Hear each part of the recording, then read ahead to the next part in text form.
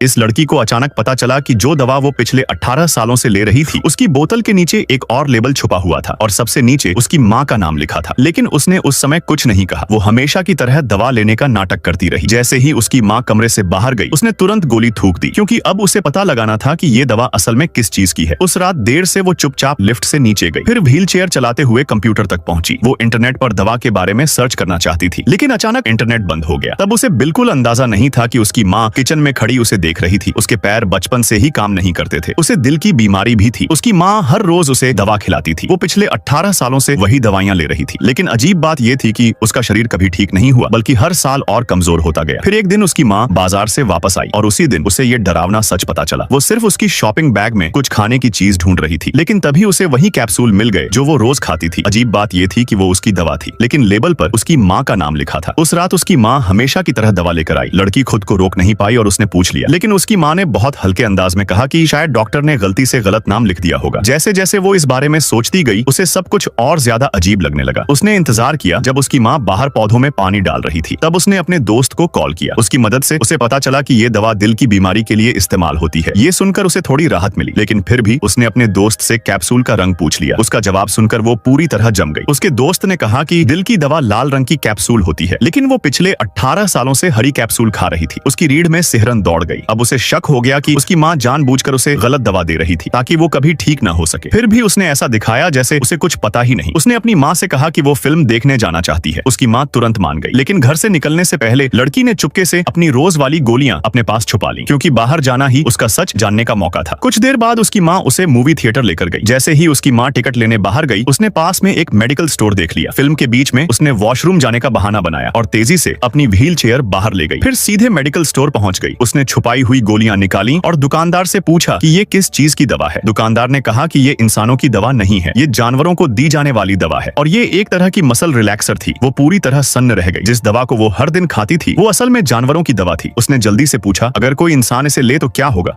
ये कैसा सवाल है? हाँ, असर बताइए।